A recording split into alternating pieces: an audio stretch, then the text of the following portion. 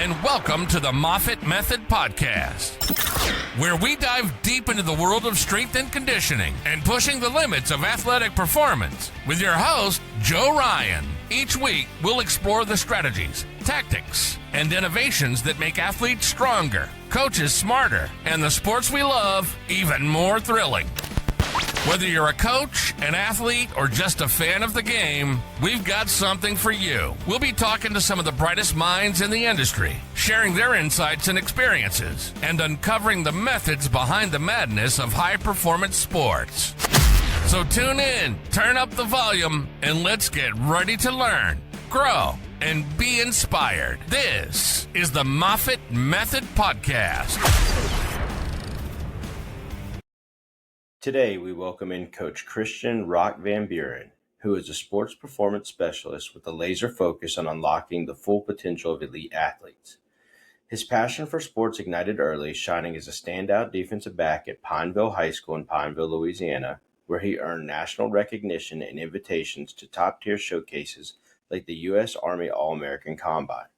Although his journey was interrupted by a major knee injury, Rock's resilience propelled him forward, playing a key role in the success of both Northwestern State and Arkansas Tech University.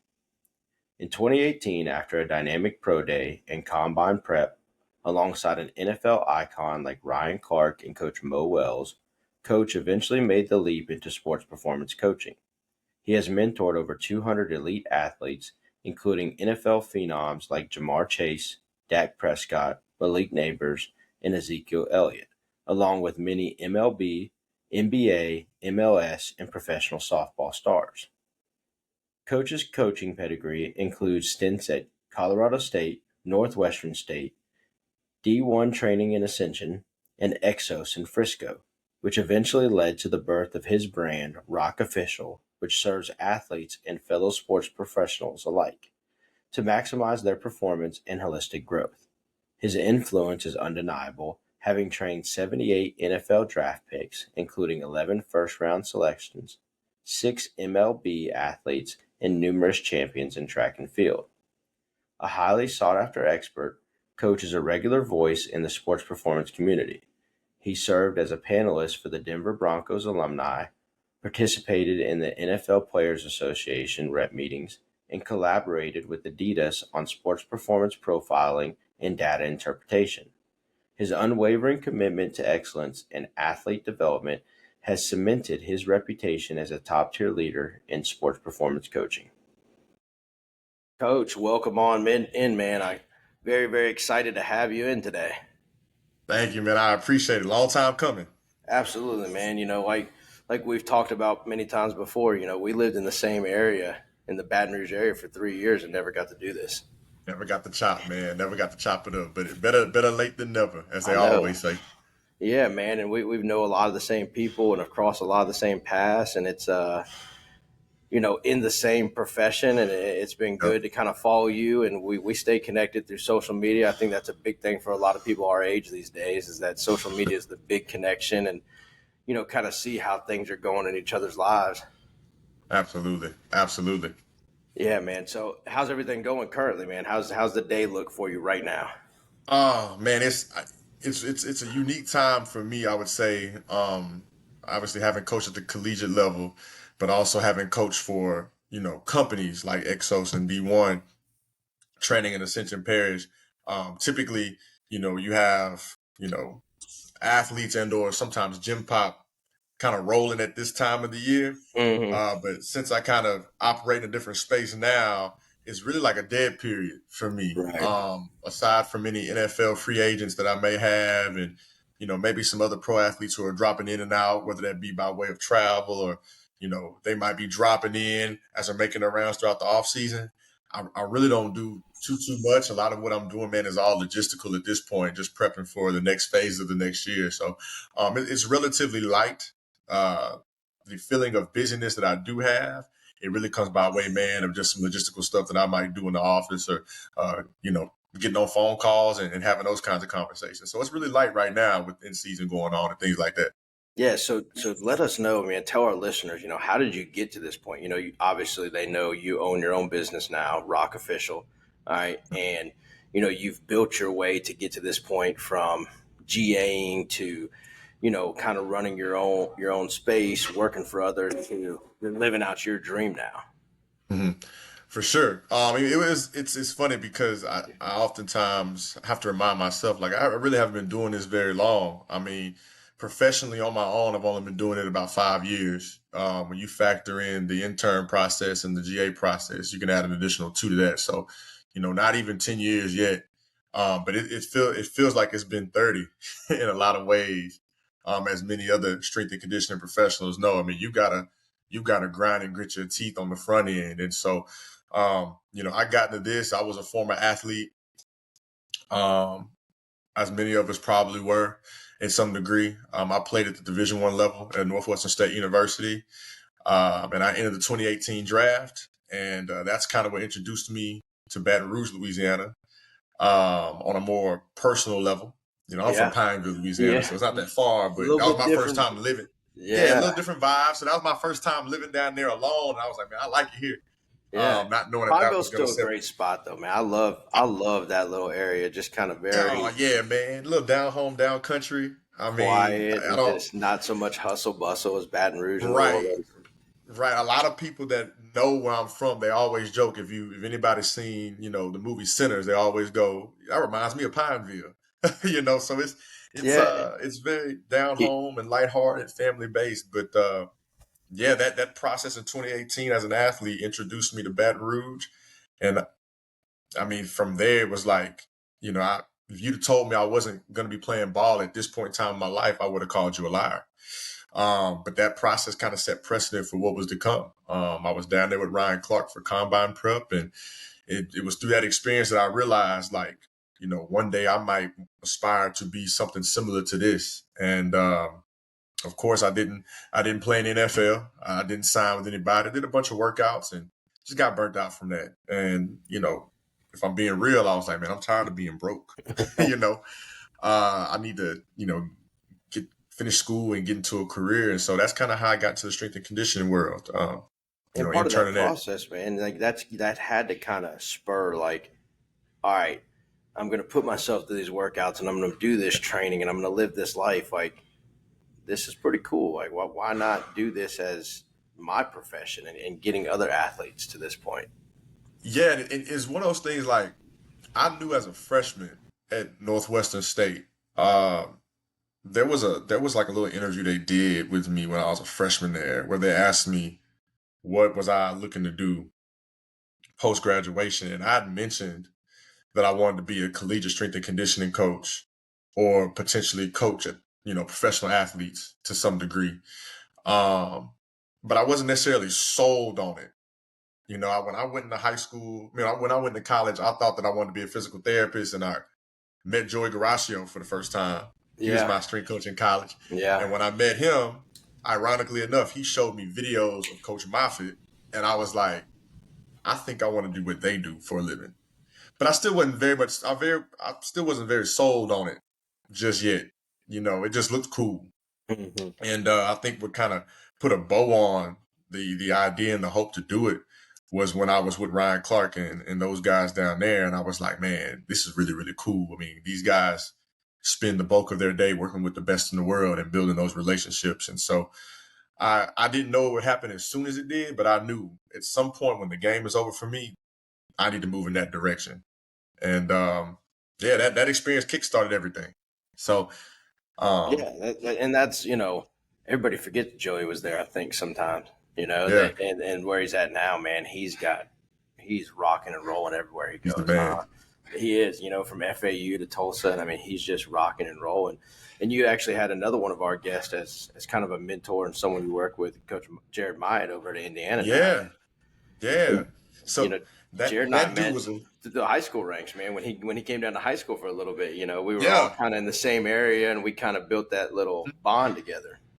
absolutely. That dude played a big role. I'm glad you brought him up because when I was at Colorado State, I was there for 2.5 months or so, and I didn't know what was next for me. Um, Truly, I mean, I knew I had to finish school, but as far as what was the next step career wise, to continue to build the resume and cut my teeth in the game. I didn't know what was next.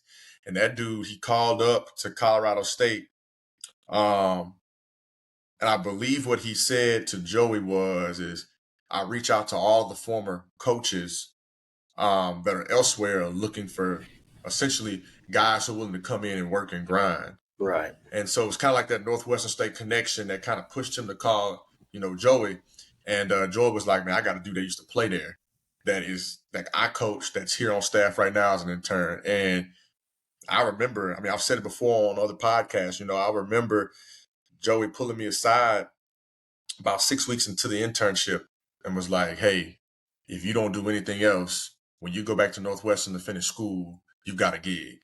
And then I was like, cool, let's get it. And I finished that intern at Colorado State the second week of August, and I drove 17 hours right back to Natchitoches, and we hit the ground running. I remember I drove my car to the field, and when I got there, they had already started practice.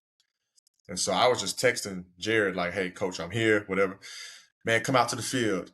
I met him on the field, and before we can even have a real conversation, he shook my hand, hugged me, and said, follow me to the office. Yep, right to work. And we started cooking immediately. Yeah. And he lined it out. I was expecting to come in there and learn more than anything. He threw me in the fire. It was like, look, dude, you'll assist me with all the football lifts, obviously, but I need you to go and connect with track and field. I need you to go and connect with tennis. I need you to develop a program. Let me overlook it. And you're going to administer the program. You're going to be like their head strength and conditioning coach. Those are your babies. It was almost immediate. And I remember thinking to myself, I don't know what I'm doing. 2 months ago, I was backpedaling, getting ready for the draft. And now I'm having to lead these Division I teams. And at the time, and still to this day, Northwestern State track and field is top 25 almost every year. So I'm like, they're great. Yeah, so I'm like, I don't know if I'm even ready for this. But looking back on it, I'm so glad he did it that way because it helped me expedite my career. And it was one of those things where he didn't allow for me to ever be comfortable. From day one, he challenged me. And I can't thank him enough. He played a very, very big role in kickstart my career. Well, that's what I was going to say is that, some of those trial by fire moments make us where we are now, in this profession, that you probably learned so much more than what you thought you did or that you value these days working with those different sports and seeing those different movements that, all right, it wasn't just football and it's not just, basketball or just track, that's how you're able to get these MLB players and things like that. Mm-hmm. Yeah. And it was one of those things I would say too, like, and we've coached at similar levels, going through our GAs and things of that nature. But if you really think about it, just from what I've noticed in our profession, a lot of guys take very, very similar routes to end up the same places. And I remember when I started mentioning to a lot of my mentors, like Jared, Ryan Davis, who's now at Maryland, those guys, and I was, kind of mentioning to them like, coaching in college is cool, but I think I might go private sector. They all were kind of like, really? Like you really want to go private? Do you understand what it's like to be a private sector coach? It ain't the same. Right. Let's pick the hardest path of it and let's do it. Right. Right. But for me, I think what really fed into that that desire to want to test it out more than anything was that exposure to other sports. Because obviously when I jumped into the profession at Colorado State, it was football only staff. But when I went back to Northwestern and I got the opportunity to connect with athletes from other disciplines, I started feeling like, man, I'm doing it now and I'm enjoying it. I would hate to stop doing it. Right. So how can I ensure that I have that opportunity while also expediting my ability to financially put myself in a better spot? Because I was 22 when I jumped into it. And I was like, man, private sector seems like the sexier route to go. And they were like, are you sure? You sure you want to do this? We've been there, done that. It's kind of that's the hard road traveled right there, man. But I mean, you look at it today, it's shoot, man, like it's probably the best choice you ever made in your life, huh? It honestly, it is, man. It worked out the way it was supposed to. to their point, though, it was difficult. I think one of the hardest things for us as strength and conditioning coaches to do is sell people and talk about money. Because, when you look at our profession, I tell people this all the time, what we do for a living, the base that we build our houses upon, it's all based upon passion, right? Like we jump into this most oftentimes knowing that a lot of us will go a very long time without making the kind of money that we see people on TV making. You Yeah. know, we have friends who I'm not talking bad about them, but we have friends who may not have the same scholastic and educational background nor credentials that we have, that are crushing us financially year in and year out. But it's not even about that for us. It's the ability to fellowship through the hard things and develop human beings that we enjoy. Um, so, when I jumped in the private sector and people are telling me that you need to learn how to sell and market, I'm like, I was taking the route of, if you build it, they'll come kind of thing. So there was definitely some growing pains in that regard. But once I kind of figured this thing out, man, over time, it just kind of developed itself, and the Yeah. machine kind of started going on its own. And here we are, here we are. I'm Yeah. I not where don't, I want to I don't be, want to go but work offshore. The money would be great, but right. you It's got not, guys that's not down where your here. passion Yeah. lies. Guys down here in our area, that's kind of what you do. You go work in the plant, you go work offshore, but like you said, they may make a little bit more, but the relationships built and, everything that comes with it, and seeing those athletes succeed, man, that's the paycheck. Absolutely. I'm into, man, it's funny you say that, paycheck, because I tell people this all the time. The one thing that I find most valuable is human capital. We could talk about money all day long. It's a tool and it's a good thing. But I truly believe that the most valuable thing in this world is human capital. How many people have you touched? How many people have touched you positively? And how can you all work together to create a positive environment for not only just each other, but everybody else around you and those who see you? And so, yeah, we work in a unique profession, Absolutely man. love that, man. That's kind of the first time I've heard someone put it that way, and I absolutely meant to steal that one, man, because Yeah, for sure. that was a little knowledge right there for us, man. Yeah, man. So when you talk about the private sector, you've trained some, you've been hands on with some big time people, from Jamar Chase to Ezekiel Elliott. A lot of MLB players come through there. Is there something you've learned through coaching all these different athletes, that's completely different among sports, and how to apply? We kind of talked about your college time, but when the professional athlete comes in, how do you apply that? I think one of the biggest things I learned having worked with guys like that would be that, hot take. I think most oftentimes we tend to forget that, athletes that we work with at every level, I mean, from youth all the way up to, like you said, the guys like Jamar, Zeke, Dak, and those guys, it's their process. It's their process. I mean, what they're doing to develop themselves for their sport at the end of the day is strictly their business, because it comes down to their choices and their desire to buy in. Now we have to maximize our ability to either A, provide the watering hole, or B, take them there. But once we've done that, it's incumbent upon them to make the decision. And I'm not saying that to say that we must shy away from coaching. But what I am saying is that, understanding that it's their process, I think that is where we begin to grow and get more creative and become more impactful. Because now the communication trend, the communication and the transaction that is communication, that line starts to look a little bit different, right? Right, Because you now allow them to take ownership, and the relationship is no longer I'm telling you so you do. The right. relationship is now we're working together to get here. It's building How do that we do trust, that? and part of that's that trust process, that like, Yeah. I'm here to help you. I'm not, that's my goal, is to help you. It's not to be against you. It's not to, push you in a different direction that makes you uncomfortable. It's here to help you in whatever your goals are. Right. And so it allows us as coaches to begin to, um, effectively, but also with more precision, box these athletes where they need to be boxed to get where they need to go. And so I think that's the biggest thing I learned with professional athletes, is that take a step back and realize this is their process, and it is incumbent upon us as coaches to fill in the blanks as it pertains to their need. And if we can properly satiate the need, then we can increase their ability to perform. And I learned that in some of the most unique ways dealing with pro athletes. I think the elephant in the room is that a lot of the guys that I work with are very, very wealthy.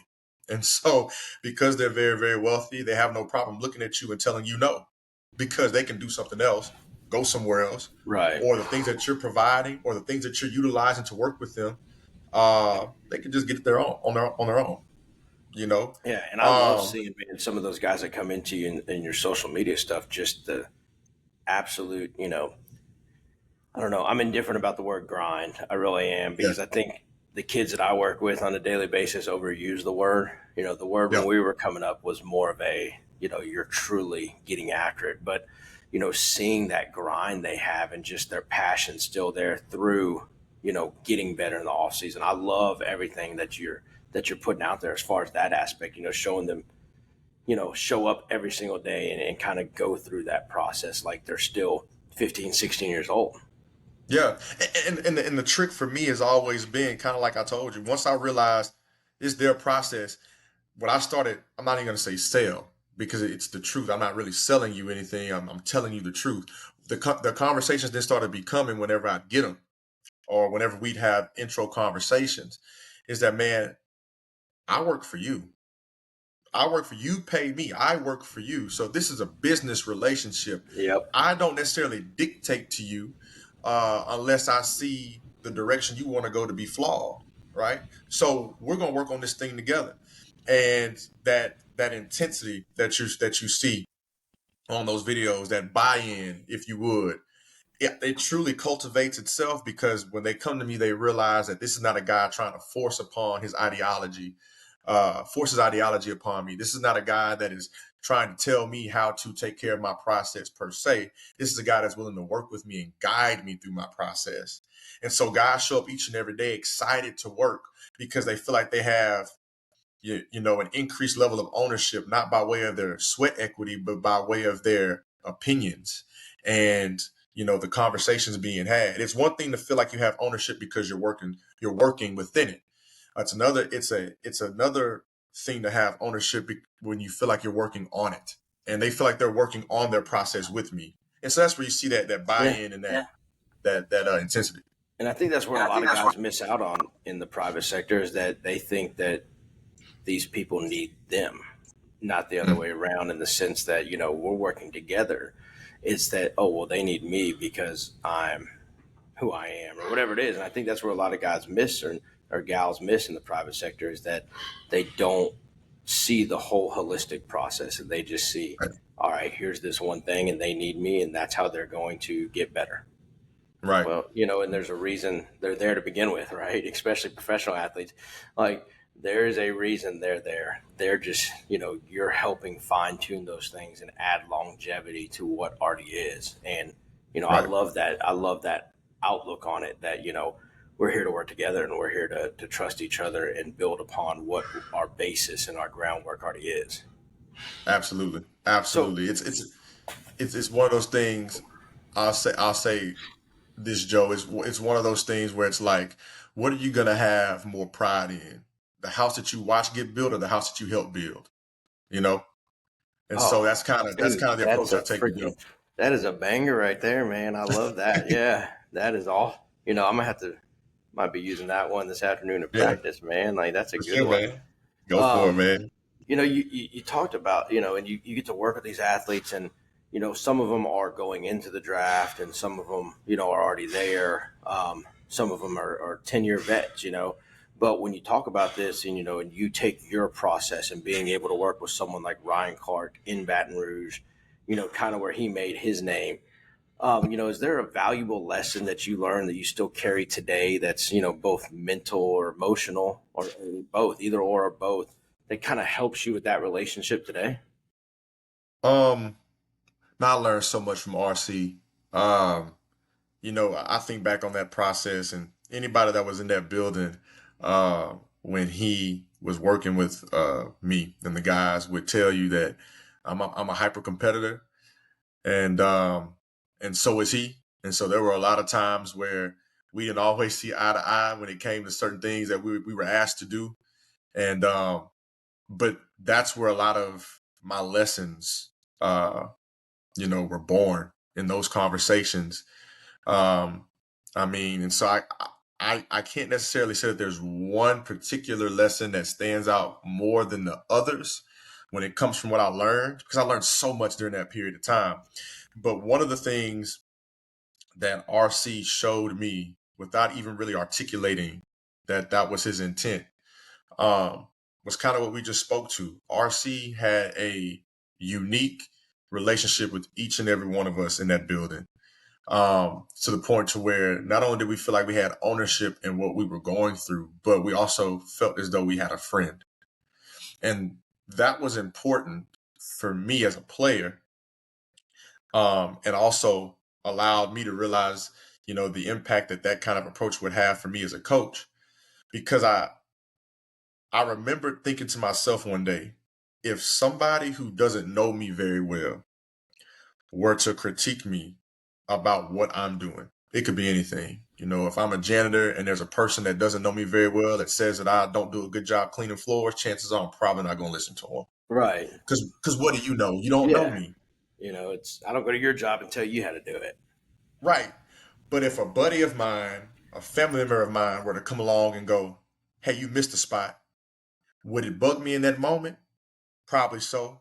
But I'm going to think about that at least one more time when I go home that night. Like, man, am I really not that good at cleaning floors? Yeah. Because the person that spoke to what I was doing knows me. And so subconsciously, you'll show up to work the next day more aware of how you clean the floor, because I don't want my buddy, my mama, my daddy, my friend, my cousin to tell me that again. And or I want to prove them wrong, because they can speak to who you are as a person. Right. And they know you. They know the true you. They just don't know the person that they see. Yes. Right. So when you speak to my work, in my opinion, that feels as though you're also speaking to who I am as a person. And I got to revise that.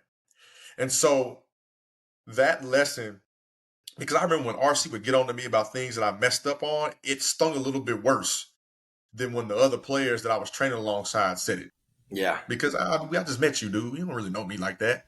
But me and RC had conversations all the time. So when he said it, it's like, dude, I'll talk to you about my parents, man. You actually know me, man. That hurt my feelings, So, and that's kind of the confidence part too, right? I mean, like, as far as an athlete goes and who we deal with today, knowing their story and knowing the true them helps with that confidence, whether it's, building it up, or I don't want to say tearing it down, but leveling it out of, hey, man, you're messing up. Let's not be way up here and have this, I don't want to say ego, but build it.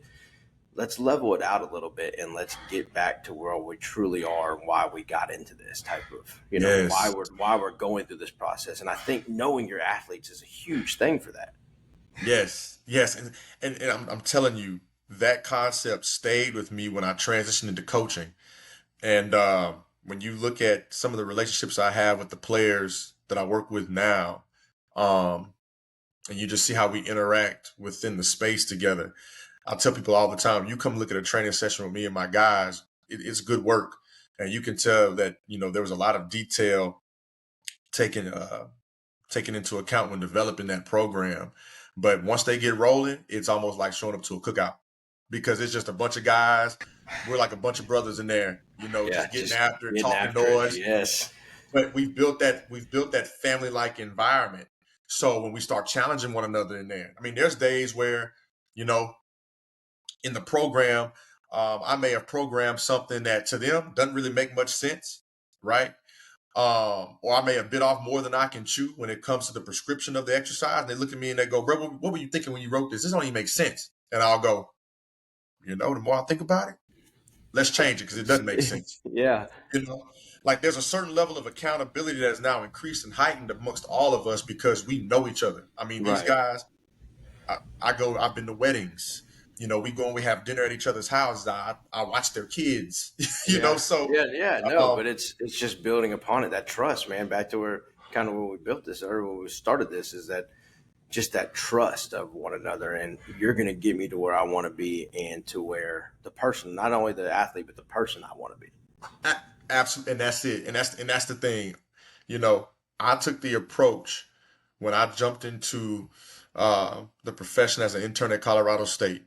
Before I ever decide to coach the athlete, I'm going to coach the person first. The athlete will follow, and I've stayed true to that. And so that's probably the biggest lesson I would say that stands out the most at this point in time from RC. Because even to this day, you know, I don't play anymore, and every once in a while, me and RC will chat, or Yeah. we'll see each other on the pro day combine circuit, and we'll chat, or we'll work camps together from time to time. And to that point, I mean, we're able to still have the relationship that we have, despite the fact that I don't play anymore, because he knew who I was as the human first. Right. And so I found that And to it, be very beneficial and it in this built something profession for me. lifelong. Yeah.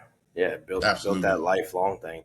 So, you've had a bunch of guys, the number's astronomical to me. I mean, I guess just being a back home Louisiana guy, you see your friends go off and do these things, and it's like, that's part of my journey too, is that, you're proud of your friends and you're proud of the people that kind of went through the same thing from the same areas, but to have 78 guys get drafted in the NFL, 11 first round picks, man, that to me is an astronomical number.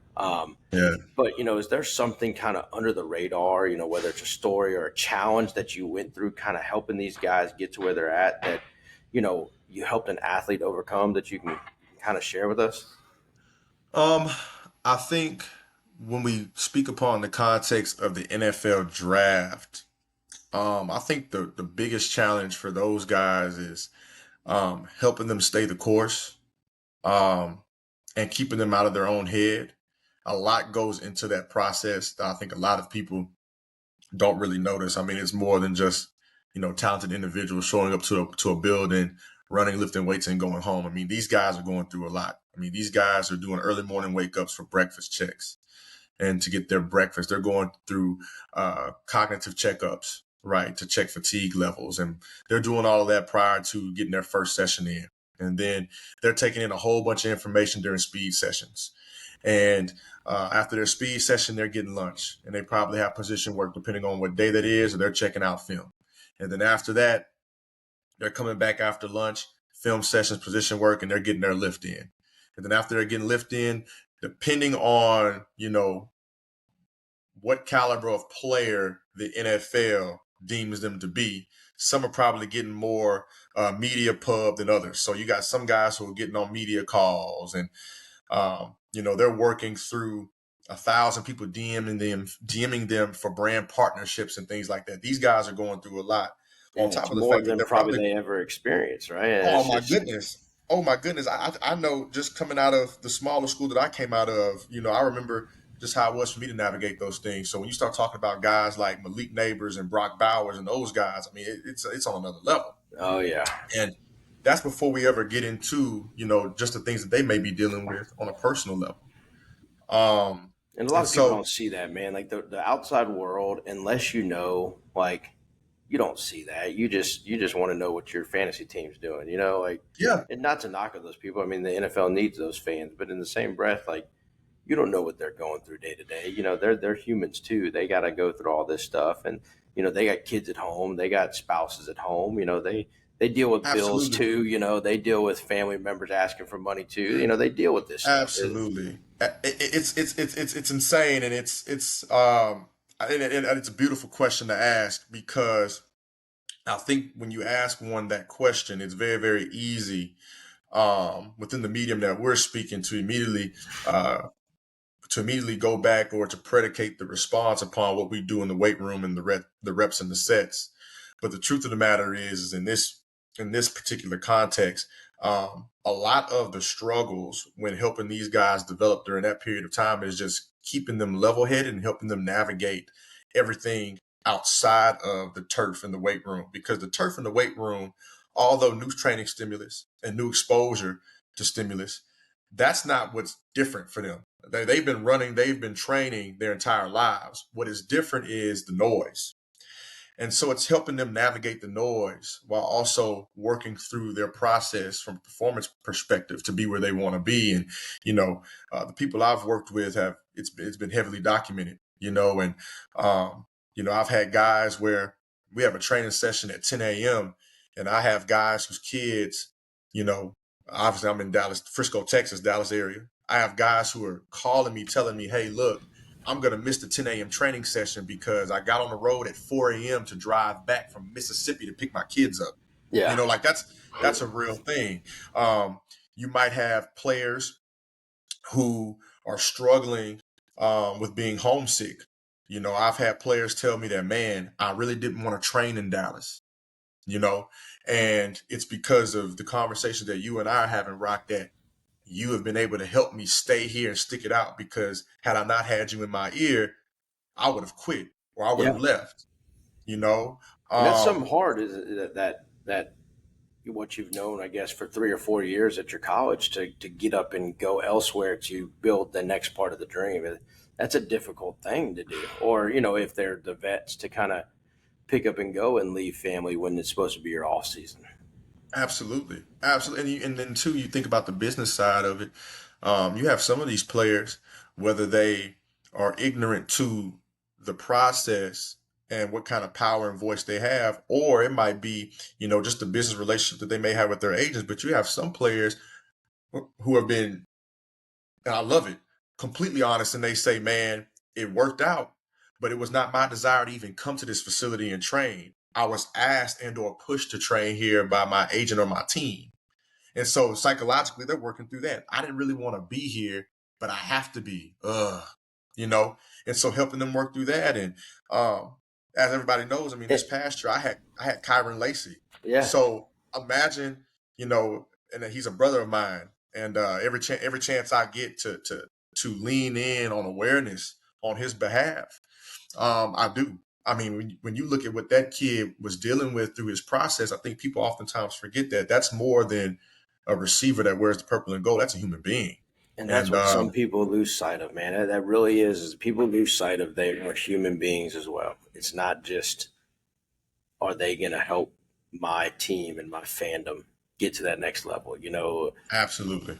We're all fans of these teams and these players, but I mean, this is me personally talking here, is my Saturdays and my weekends aren't messed up whether LSU wins or loses. It's not, even though the home state team, I'm still going to lose or sleep easy at night, not going to lose sleep over. And Absolutely. I think people lose sight of that, man. And you see a perfect example of that. Absolutely. It's at the end of the day, man, it's a game. They play a child's game for a king's ransom. I never want to not acknowledge that. But I think the most struggling issue for most athletes, when they come to me during that particular process, is just dealing with the noise, dealing with the real life stuff. And so that's been my biggest challenge. But a lot of my guys have overcome it, and they do well. And so, that'd be my response to that question.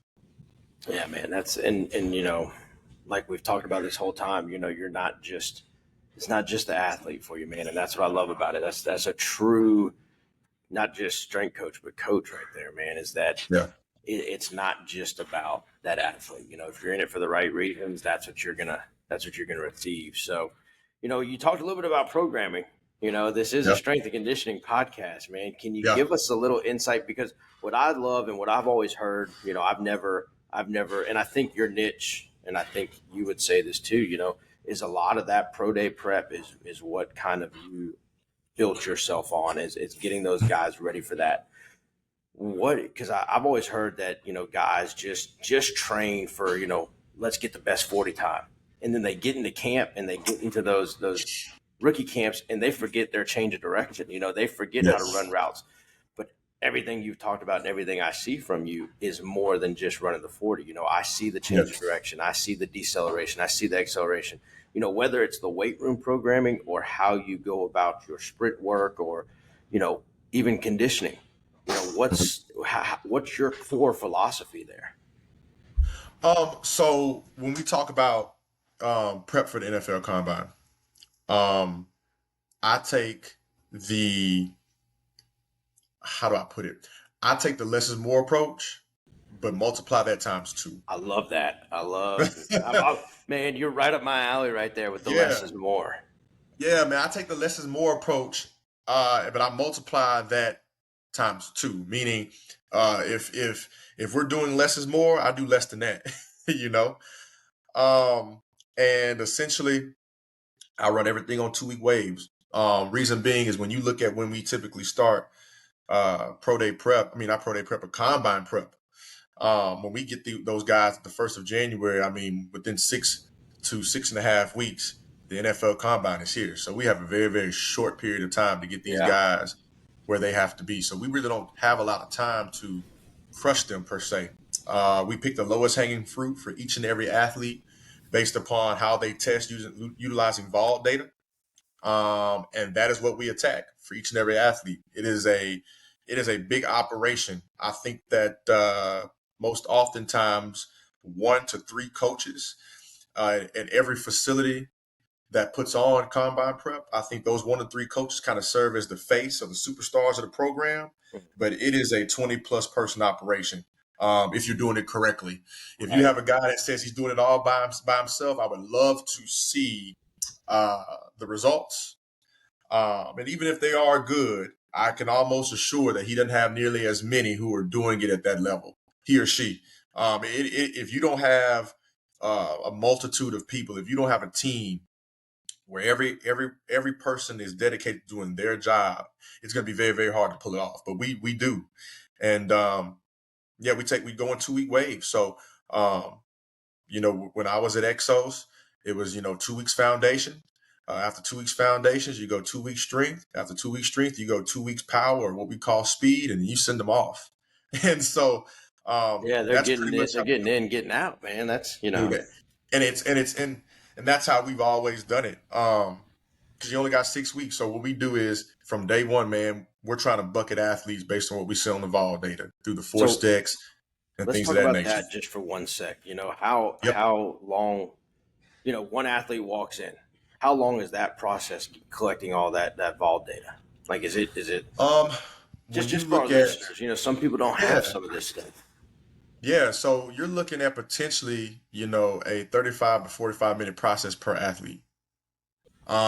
Which Right. when you So look at when let's you just look at turn the that into an numbers, hour, right? Round number right there with the little breathers in between. absolutely. You're talking about an hour of per athlete. Absolutely. And when you look at the numbers, like I did contract work with Sports Academy this past combine prep, assisting Mo Wells with the speed development. I want to say we had roughly 48 guys in that program.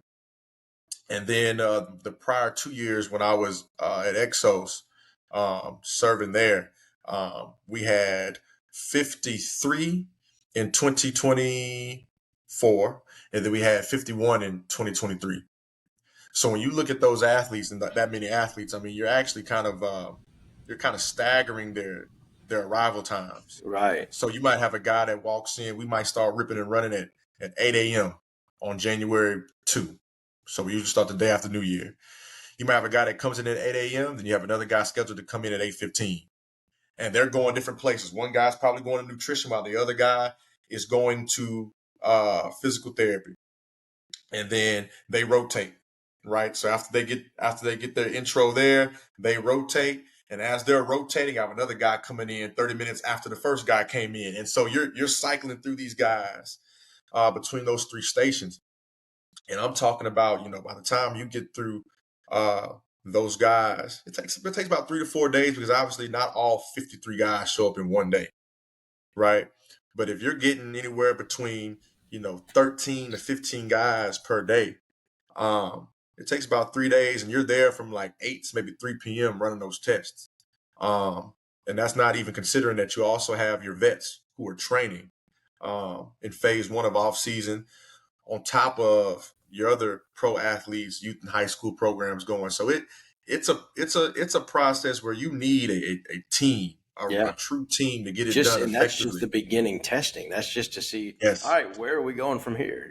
That's yes, so what absolutely. before you dive into kind of the program part, you mentioned January too, those guys that are still playing, Hmm? because we got extended seasons now. It's not like it was before. You Yeah, know, do you still see some of those guys show up you get after them. they're done? You get them? Okay. Absolutely. Absolutely. We saw, so me, Mo, and Brian McCall and Duke Manyweather, when we were all over at Sports Academy, this past prep in 2025, we saw a bunch of those guys. Okay. I'm talking about we're 3 weeks out from the combine, and these guys are rolling up fresh off of a natty. Yeah. you know, 3 weeks are better than no weeks, right? I mean, 3 weeks are better than no weeks, but the approach is different. I would like to say that we abbreviate it. I think in a perfect world, the default for most of us as strength coaches is, well, they're here, so to abbreviate it. But quite honestly, um, the approach we take with those guys, very, very similar, but we're more hypersensitive to where they are developmentally, right? right. So when we get those guys, if we have a guy that has nicks and bruises, chances are we're going to tell that guy, hey, man, you can go to the combine, but you're not going to work out. Yeah. And I don't care what anybody tells you, you're not going to work out. And of course, we discuss that with the agent and the families and things of that nature. And we just tell guys, look, man, I would much rather you get 6 weeks of work because you're going to have time post combine before your pro day. Especially when we talk about SEC schools like the Yeah. LSUs of the world who wait to the last possible second to do their showcase, right? You'll be able to get your 6 weeks or maybe even 7 weeks Right. Because if from you the try and moment that push you it at intro. that point, in the beginning at the combine, then the chances are you getting injured or anything like that. Absolutely. You don't have the Absolutely. opportunity for a pro day. Absolutely. You get injured or you just don't perform very well. And then if you don't perform very well and then you double back and try to perform at pro day, those who actually know the process of how they test at the combine versus how they test at pro day. Well, if you're intelligent to that process, well then everything starts to become, well, maybe it was a fluke because he ran better at pro day. Of course he would. Yeah. You see what I'm saying? So yeah, those guys, when we get those guys, I would like to say that we abbreviate it, but we don't. We put them through the process and we just keep it real with them. Hey man, look, we're gonna take this thing bit by bit like we did with everybody else.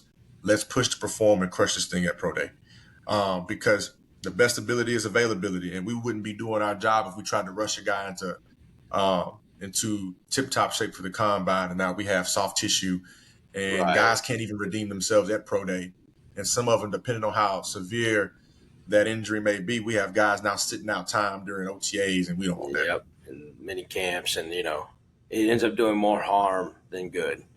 Right. So and then who are we as professionals? If we can't protect them. So And I think it's good for our listeners to hear kind of guys how that process is leading up to, and how these, combine prep and pro day prep coaches handle these situations. So, all right, now to the programming, now to how we, yeah, I think that's good though for our listeners to hear that. Now we get to the point that, okay, where's the yeah, next process take us?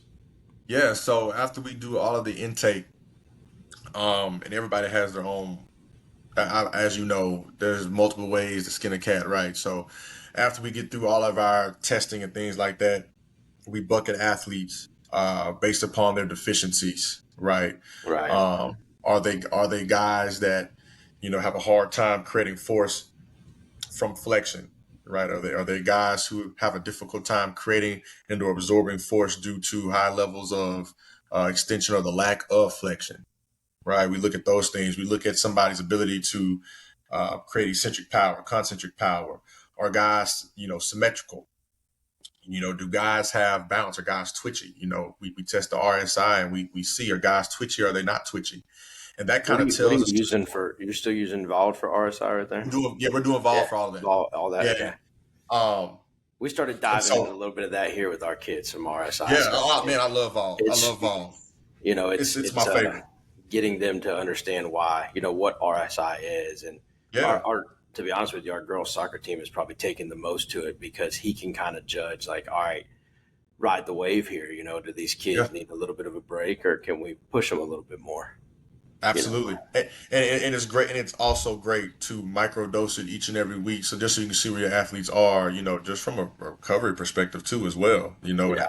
those sometimes performance outputs can in fact help us get a glimpse of how well these athletes are recovering. So it's really cool in that regard. And but yeah, we go through that, and I tell people all the time, um, what we do for combine prep and pro day prep, we've gotten so good just via all the people that we test during that process. We've gotten so good at the testing piece of that thing that we can pretty much tell. I told Jeremiah Smith from Ohio State at the All American game in San Antonio a year and a half ago. I told him, I said, dude, I can tell how you move without ever actually watching you run a route based on these numbers. And so, yeah, once we Kind of put them blows through their that. mind a little bit, doesn't it? Because Oh, absolutely. they're just out there going. They don't see Oh this man, side of the process. he not to stray too far away from the question at hand, but he tested, and I remember seeing something on his test, and I looked at his receiver coach at the time, and I said, Jeremiah lands flat-footed when he runs. Mhm. And his receiver coach went, really? And I said, yeah, I know he does. And I looked at Jeremiah and I said, do you run flat-footed? And he goes, no. And I said, man, I think you run flat-footed. And so sure enough, I said, man, pull up your highlight tape. And so he pulled up an Instagram reel, and I downloaded it to my phone and I watched it in slow motion. And sure enough, he was cutting flat-footed.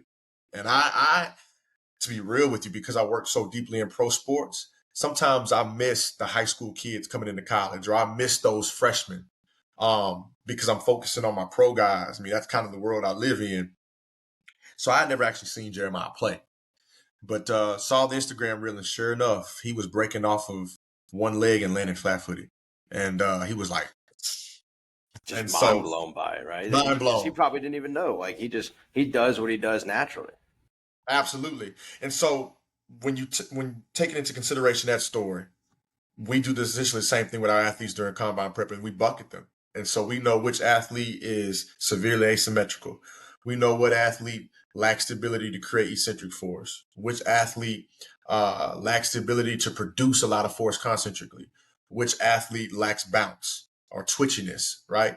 And we kind of train towards those needs during the first, 3 to 4 weeks of their training. And then, the back half, the last 2.5 weeks of their training, as we begin to taper, regardless of where they are developmentally, where they're deficient, we kind of start to shy away from that and we start training towards their strengths. Like, man, if you were a guy that needed bounce, we had 3.5 to 4 weeks to work on that. Now, dude, let's just do what you do. Yeah. And let's work on the technical piece of manipulating the tester's ability to see you could jump off the line. Let's work on that. How can we cheat the drill? Right. Right. It's a Utilize the job tools that you interview. already have. Yeah, it's a job interview. Absolutely. And you gotta make your good first impression. Absolutely. And we go from there. So I would say the first 2 weeks we deal with what we found involved, and we focus on, patterns and positioning. We focus on creating stability so that we can work within patterns. And then those next 2.5 weeks, we focus on getting them as strong as humanly possible. And what I mean by that is we're not necessarily loading guys as if they're in an off-season program prepping for the season, but they're getting a whole lot of reps and a lot of the stuff that they're uncomfortable with, right? Yeah. Guys are spending a lot of times in positions that they're not able to get into easily more often. And guys are working away from their strengths at a higher volume. And so that's typically where you see guys getting groggy, getting sore. Guys start finding new ranges of motion that they don't like, things like that. But you got to find that little low hanging Yeah. fruit right there to be able to build the complete thing in such the short amount of time you have at the end of that cycle. It's Absolutely. you got to pull little pieces, and all right, we're going to be really good at all these little things to make us into the great total athlete. Absolutely. We're loading guys in their sprints and stuff like that. Like we're doing band work, we're doing 1080 work, we're doing that kind of stuff. We're getting guys on shred meals. What an amazing machine, the 1080, huh? Man, it's amazing. It's amazing. If I had a couple thousands of dollars, I'd have a bunch of them. But Oh man, yeah, they're amazing. So we're doing that kind of stuff, in weeks 3 to 4, and then like the legendary Brent Callaway, who I attribute a lot of my knowledge when it comes to developing speed I mean, he's like my uncle, man. I love that dude to death. Like he would always say, weeks 5 and 6, that's where guys start to come to life. Mm-hmm. Guys are no longer as sore. Guys start feeling lighter. They start feeling more mobile. They start feeling confident because that grogginess is gone, because we've lifted so much of a load off of them that they're able to recover a lot better. And that's when you start seeing guys' numbers freaking jump off the charts. I have no problem in telling you that I've watched players come in their intro 40 be 4.7, and they live in that 4.7 to 4.67 range for 3 to 4 weeks, sometimes 5 weeks. And then in week 6, they come through there and it says 4.47. And it's like, whoa. Yeah. It's finally all coming together. That body begins to compensate. Yeah. And, man, guys get to rolling. It's crazy what the body can do, right? Process. I mean, it's crazy and amazing what the body can do once it finally gets comfortable. Right. But we're not, and what I'll tell you is, Joe, we're not doing anything overly extravagant when you look at the modalities we're using, bro. I mean, we're using, man, when I was at Exos, a lot of the stuff that people utilize in weight rooms today, like Tendo units, bro, we weren't even using that kind of stuff. Yeah. It was just keeping the basics basic and doing them at a high level. The meat and potatoes, man. That is my whole philosophy, is meat and potatoes, man. That's going to make it. When everybody talks about, you hear sport coaches say this all the time, we got to get back to the basics. We got to get back to the basics. So why ever leave them? Why ever leave the basics if you always resort to, we got to get back to the basics? Why ever leave the basics? I'm still coaching position. I still coach running backs. Yeah. My indie every day is the basics. We are ball security. We are balance. We are working on our jump cuts. We're working on our reads. We go through the gauntlet almost every day. Why get away from it's the same way in my weight room with every athlete. Yeah. I'm building an athlete. We're going to do the basics really, really good. Mallory Hinderlong told me when I talked to her was, keep things savagely simple. And it was just like, wow. Period. Yeah. Period. Well, because you think about this, Joe, I had a conversation with a player, Royce Freeman. Love Royce Freeman. Royce Freeman has the record for most touchdowns scored in the Pac-12. Played at Oregon, tailback. And I told Royce, I said that what I hate the most is when I hear strength and conditioning or sports performance professionals utilize the term, we're doing functional training. Yeah. What does that actually mean? Explain because it if we're doing anything on the surface of play, if we're doing anything in the weight room, if we're doing anything in the training room that allows us to separate functional from everything else, then why are we doing everything else? Yeah. You know what I'm saying? No, yeah. There's no point doing it. Yeah. Right. If we're able to create a discrepancy between functional and everything else that we've been doing, then everything else we've been doing probably shouldn't be done. Everything that we do is functional to a degree if we're focused on the right things. And and so I hate, and I've been on both sides of this thing, obviously coaching in the team setting, but also being in the private setting. I hate that because private setting is more of a sales medium, that a lot of people with a camera or a phone do the stuff like attaching people to Bozu balls and making them do handstands. And I hate that that's become the thing, because now you have a lot of athletes thinking that that's what works, but you also have a lot of strength coaches thinking that that's what works and that's what's necessary. And at the end of the day, the athlete loses. Yes. You're not getting the quality work you could get in by just doing the basics and keeping the meat and potatoes. I see kids all the time. They see things on TikTok. They see things on Instagram Reels. And it's like, Coach, why aren't we doing this? Because it doesn't make sense for you, man. You're 15 years old. You don't need a tsunami bar in here. Does it have its place? Absolutely, it has its place. But you're 15. Right. Don't skip reps. And let's use a barbell the proper way, and then we can start talking, and that's what, absolutely. I think people lose sight of that, you get into, and especially at this level, you work with high school kids for a while at D1, it's everybody's, well, we need a sport specific workout. Well, tell me what that looks like, because I'm here to build athletes. If I'm building athletes, then it is sport specific. You want their sport specific, let them do their skill work by playing another sport in the off season. Man, look, I say this all the time, and I take this out of Joey Garacio's book. Um, we are here to develop athletes so that we can prepare them for practice. It is practice that prepares them for gameplay. I Yeah. have to make you ready to undergo the rigors of practice. I can't simulate and or get you ready for practice. The only way that I could possibly do that is if I put one guy on one end of the weight room with pads on and another guy on the other end of the weight room with pads on and made you run into each other. That's not practical. It makes no sense. So I need to develop the athletic tools and get you to where your athletic or your performance outputs show me that you are prepared to undergo the rigors and the stresses of practice. And it's through practice that you will be prepared for the games. Yeah. So why do I need to, like, I get it and there's a place for it, but I don't have a problem when I see quarterbacks doing certain things in the weight room with a football in their hand. I don't have a problem with it, but I'm also saying that it's not necessarily needed either. Yeah. You like it's It's just because not, you have a football in your hand doesn't make it any more effective. special. Yeah. Any more special or effective than anything. The other, Absolutely. the other side of it. That's not Absolutely. as, I guess, sexy or flashy, Yeah, absolutely. So, you're real big into the data, and you're real big into, you've worked with, high performance companies like Adidas, on their, performance profiling and, how they interpret data.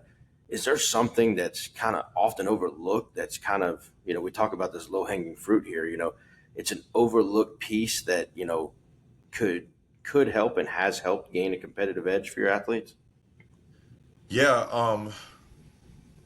I would say that the overlooked piece, when you talk about data and comprehending and discerning the data, is that the data simply gives us the symptom of what we're seeing, right? Yeah. The data provides us the symptom. And us as strength and conditioning coaches, oftentimes without having somebody who can point us in the direction of the cause, we're just treating a symptom. But if we don't correct the cause, then the symptom will always rear its ugly head again. And what I mean by that is this: I always tell any strength and conditioning program or private sector coach, if they already don't have one around and or in-house, to find a very, very good physical therapist who challenges how you see things. Because oftentimes when you get this data, and I'm gonna utilize another athlete here. But when you get this data, and let's say data shows that they have a significant issue creating eccentric force, right? So their ability to drive force down, essentially, for our listeners who may not know. When you see that output on the data sheet, typically on these vol plates, it'll also tell you if there's any asymmetry when creating eccentric forces. So it might show you the right leg has an inability to create force more so than the left leg. Well, then you have some people who think, well, the right leg doesn't create force very well, so we're just going to do a whole lot of depth drops on the right leg. Yeah. We're treating the symptom. But the cause of that may be, maybe that person has a fallen arch on his right foot. The only way that we as strength and conditioning coaches would ever know that is if we've learned it from somebody. And chances are we probably learned it from a physiotherapist. Mm-hmm. So I think that that's the piece that most oftentimes is missed in data collection and comprehension, is that thing is simply giving us the symptoms. If we really want to expedite the athlete's ability to increase their performance outputs, we got to first find the cause. And if we can attack the cause first, then the symptom will subside over time. Right. And it's one of those things when I worked with Adidas that, allowed us to do some pretty cool stuff. When we were going out there and testing all those athletes and working with those athletes, we would get a performance output via the vol data sheet. And instead of me talking about, well, this is what they could do from a training perspective to correct it, the first thing that we discussed was, well, yeah, he has a difficult time creating force because look at his arches. He doesn't have any arches. So he probably dumps all the force in his posterior chain. And so that's why he's having a hard time. You see what I'm saying? So, I think that's the piece that's missed the most. I think we focus a lot on the symptoms and we never treat the cause.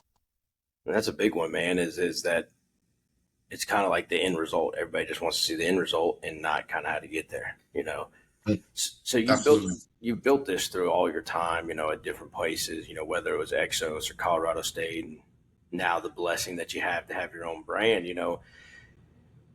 We've talked about the philosophy part in the weight room and the speed, you know, as far as the business part, especially, you know, because we did already talk about, you know, it's crazy to go in the private sector and that's going to be our first choice and what we're going to hang our hat on. But, you know, you've made it work. You know, is there the business part of it, you know, what's the biggest lesson you've learned in creating your own brand as far as the business part goes? The biggest lesson I learned in creating my own brand was trust the process and surround yourself with good people. Humble yourself enough to be second fiddle, right? Like, the private side of this industry existed, longer than a lot of us have been here. Yeah. And as long as the good Lord says so, and this world keeps spinning, it'll be here long after we pass on, right?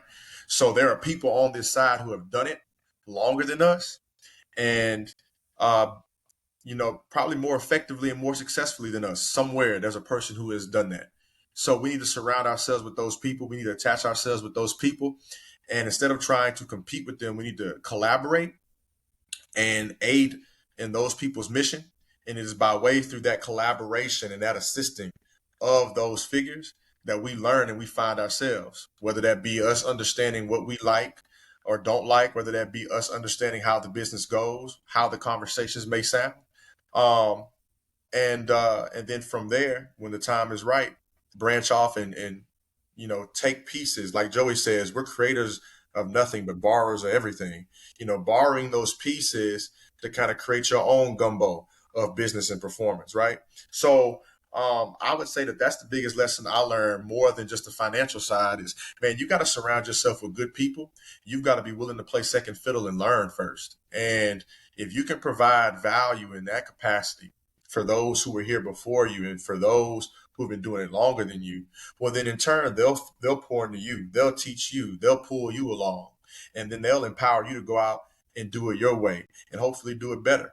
And then that's kind of the route I took. When I moved out here to Dallas, Texas, I was moving out here to, essentially play second fiddle in a lot of ways to what Brent Calloway was doing in the combine space and what he had already done in the pro space, when you look at development pro athletes. And so, for somebody like myself who had been a director at a very young age and, ran a company or helped run a company at a very young age, having to come out here and basically kind of sit down and shut up a lot of times. Yeah. Initially, that was difficult, but I knew that there was value in that because I have the opportunity to learn from arguably one of the greatest combine professionals to ever live. I mean, this dude has leveraged himself in such a way that he's now the head strength and conditioning coach with the Miami Dolphins. Yeah. Right. And he's been in the private sector for, 20 plus years, essentially, almost. Right. This guy, he did it his way. He didn't come fresh out of college with a master's degree. He didn't do any of that. As a matter of fact, I think when I met him, Brent was working on it, but this guy had just worked at such an elite level, that he was able to silo himself in such a way that many can't touch him. So who would I be to come in and try to impose my will on him and try to tell him how much better I think I am than him? That's stupid. I need to sit down, shut up, and learn. And so that's what I did. And it helped me leverage myself in a way to kind of create my own brand. And, from there, obviously, I was able to rekindle relationships with Mo Wells now as a professional. And same thing, learn from that dude. That dude coached me when I was an athlete. So, man, he has so much rapport with so many people within the industry. Who would I be to not attach myself to him and learn from that guy? So taking that lesson, and I hate to interrupt you, but what would you say the mantra is you have now for your own company? Like what would, you take that, you have all of it, what would you say that mantra is that you have today? I think the mantra for me, when you look at how I operate within our profession, as it pertains to relationships with, other professionals, is I want to collaborate with good people and do good work so they can continue to do good things. So that collaboration, that collaborative mentality that I came into the game with, although I have created a brand for myself, or I've developed, a line for myself, I want to collaborate now, and I want to keep that same mentality. I know what I know, but I don't know what I don't know. So it's being able to come to the table now and collaborate with those people and say, hey, look, this is what I'm bringing. I want to provide value to you. But through this process, I hope to also learn something so that we can both, gain benefit from this. And I would say that I'm one of the few that's probably doing it in our industry the way that I'm doing it. I'm a freelance strength and conditioning coach. You don't see too many of those. Not at Right. all. I partner with a lot of my off-season NFL work with one facility, Pro Sport Performance Therapy in Frisco, but I do combine prep wherever I'm contracted to do combine prep. Right. And, I'm also doing, virtual work with high schools in South Louisiana, helping them build out their performance programs and things like that. You don't see too many people, doing it that way as a strength and conditioning coach. It's not the safest route to go, I can tell you that. Yeah. But my mission, became, due to my experiences, taking that route of learning and taking the back seat, was, man, there was so much value for me in that regard because I was willing to sit back and learn and or collaborate and, bring minds together. That I feel like our profession's gotten away from that. And I want to be the cornerstone to help us understand that the athletes succeed far greater when we come together and we work together and we teach and learn from each other rather than, competing to a point to where we're getting on the internet, we're bashing each other on, X and Instagram and threads and things of that nature. So, I hate that part of part of social I media. want to change that, man. I Yeah, want to change that. So, it can be such a beautiful thing, learning yeah, different things, but at the same time, it can be just such a, like, if your way is not the way my way is, then it's wrong. Like, I right. do hate that part of, you see it all the time. It's just, I wish I would, as much as I want to chip back at every little person, like, I've learned the older I've gotten, like, you don't know what we do and how we do things. Like, your opinion really doesn't matter. The opinions of others outside the building really don't matter. No. So yeah, man. I think that would be my mantra, man. I want to collaborate with good people, do good work, so they can continue to do good things for others, and Man, yeah, reshape this thing, man.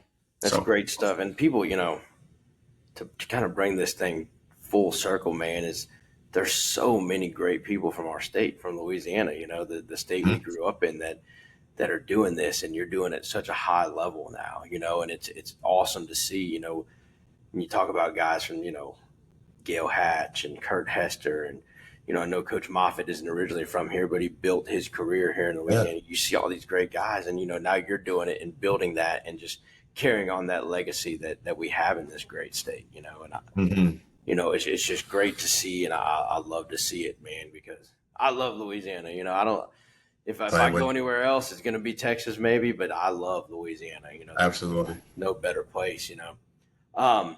So look, man, I've kept you a while, but I do have some fun questions that I love asking people. Just to kind of get inside their mind a little bit more and kind of create these relationships where maybe they're not afraid to reach out to you and ask advice. But my first one, man, if you could have a superpower in the weight room, what would it be and why? I can have a superpower in the weight room from the perspective of a coach or perspective of like an athlete, A like coach, lifting. from a coach, yeah.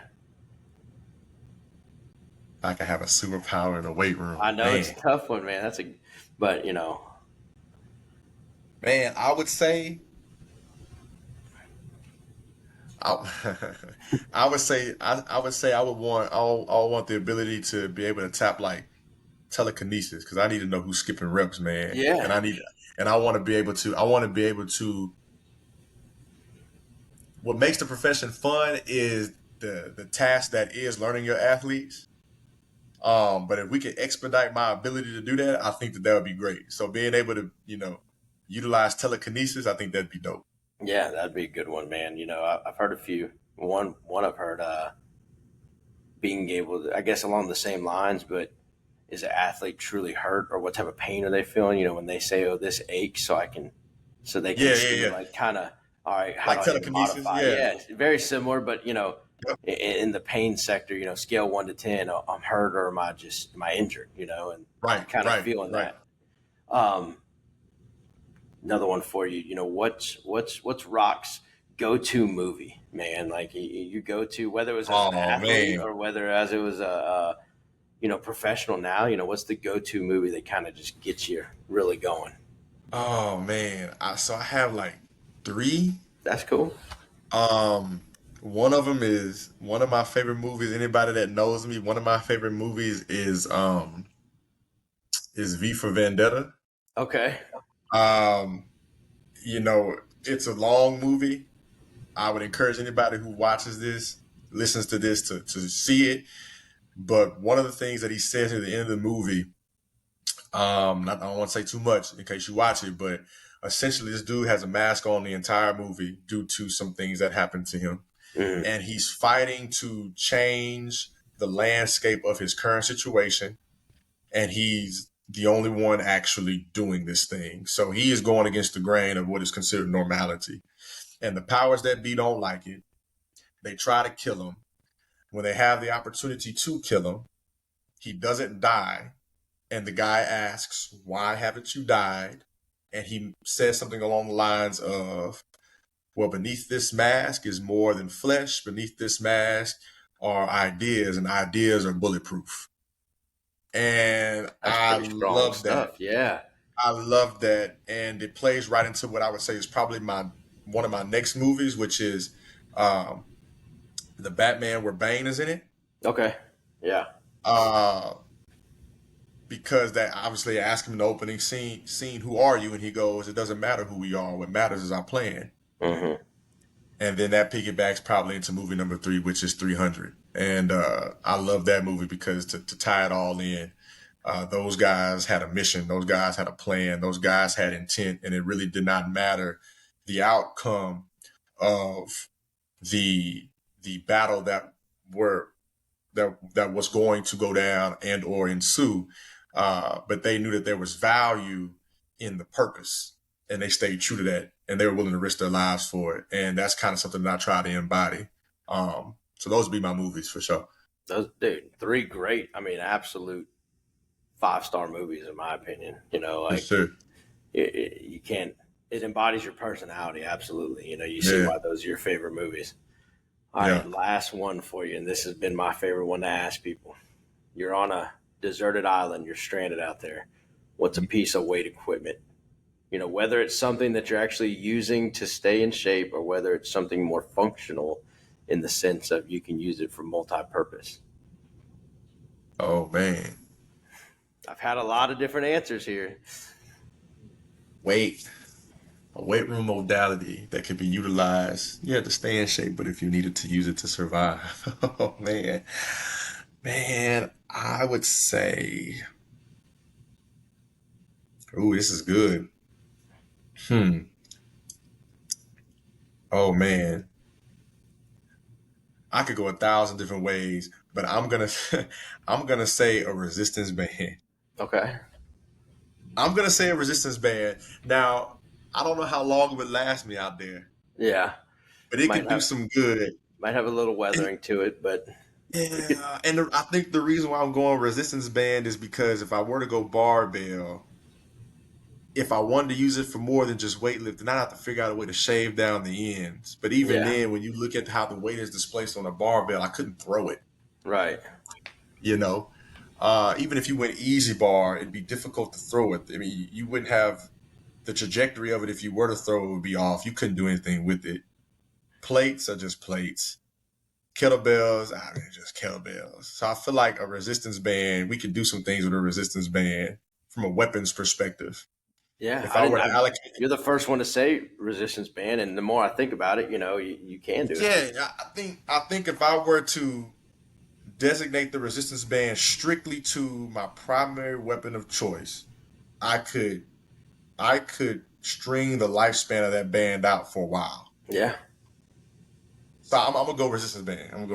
That's a great one, man. Like I've heard battle rope, I've heard, kettlebell a few times, and I even heard from Chris Martin over at LSU, he said trampoline, and his thought process was, well, if I'm stranded, I'm at least going to have fun while I'm stranded, which I get that part. It's all about where's our mindset at with that one. And then, resistance band's a great one, man. You bow and arrow, you can use it to, shoot at fish or, whichever, whatever. Literally, that's what my mind immediately is going to. What is the easiest way to hunt prey and or to protect myself? No, I can get sturdy. I'm a country. I'm from Pineville, so I can get a stick or something. I can work that out. But if I had something elastic to help me create tension, man, I could do some stuff with a band for sure. Yeah, that's a great one. So, Coach, man, we've had a great, I could probably do this all day with you. We could just talk shop and just talk different things, but I know we both got our days ahead of us. Can you tell our listeners where they can follow you at on social media? Yeah, for sure. So man, I'm on every platform for the most part. On Instagram, you can follow me at Rock Official. I believe on Instagram it's _Rock Official. I'm on TikTok now. I was told by the lady that is assisting me with my social media that I need to start getting on TikTok. So on TikTok, I'm _Rock Official. On X, I'm Rock Official __. And on Facebook, you can just search up Christian Rock Van Buren. I'm there as well. And I'm active on all of them. And there you'll find a lot of training material, obviously, but I like to shine light on who I am as a person as well, which falls in line with some of my philosophy. So people can obviously get to know me as a person on there as well. And I like to have fun. That's my way of connecting with people. I don't have a lot of time to step out. So when I do have free time, I like to connect with the folks on social media. So that's kind of my thing. Absolutely. Y'all go give Coach a follow. Trust me, he'll reach out and he's more than willing to share. So, man, again, I can't thank you enough for coming on today and, kind of knocking this out. I know we've been trying to plan it for a while, but, we'll definitely have to get together soon. Heck yeah, man. I'll be down there, believe it or not, man, back-to-back weekends in October. So I'll be there October 11th, and I'll come back the very next weekend, October 18th. So I'll be down there hanging around for sure, so we can definitely get something going. Perfect, man. Let's get together. So I appreciate you again, Coach. Yes, sir. Appreciate you, brother.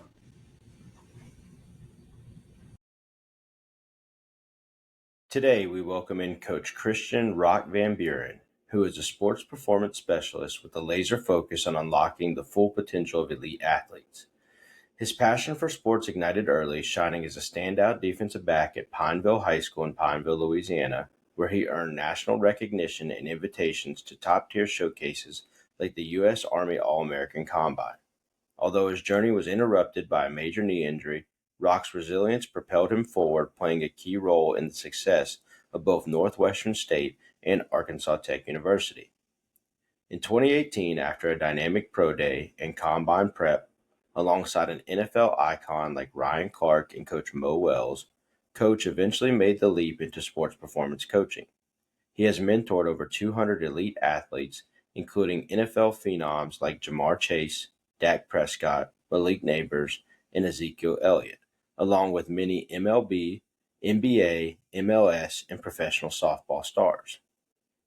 Coach's coaching pedigree includes stints at Colorado State, Northwestern State, D1 training in Ascension, and Exos in Frisco, which eventually led to the birth of his brand, Rock Official, which serves athletes and fellow sports professionals alike to maximize their performance and holistic growth. His influence is undeniable, having trained 78 NFL draft picks, including 11 first-round selections, 6 MLB athletes, and numerous champions in track and field. A highly sought-after expert, Coach is a regular voice in the sports performance community. He served as a panelist for the Denver Broncos alumni, participated in the NFL Players Association rep meetings, and collaborated with Adidas on sports performance profiling and data interpretation. His unwavering commitment to excellence and athlete development has cemented his reputation as a top-tier leader in sports performance coaching. Thanks for listening to the Moffitt Method Podcast. You can find us on Instagram, X, and Facebook, where we share tons of free content to help your team get stronger and win more championships. Be sure to subscribe to our free blog where we post high-quality training insights every week. Thanks again for tuning in, and have a great day. That's a wrap on another episode of the Moffitt Method Podcast. We hope you found today's discussion enlightening and empowering as you continue your journey in sports and strength and conditioning. Before you go, make sure to follow us on social media. We're on Instagram, Twitter, and Facebook, where we share more tips, behind-the-scenes content, and updates on upcoming episodes. Just search for Moffitt Method Podcast and hit that follow button. Don't forget to subscribe to our podcast on your favorite listening platform. That way, you'll never miss an episode. And if you enjoyed today's show, we'd love it if you could leave us a review or share this podcast with a friend. It really helps us out. Thanks for tuning in. And remember, the key to success is just one more workout away. Until next time, stay strong and stay inspired.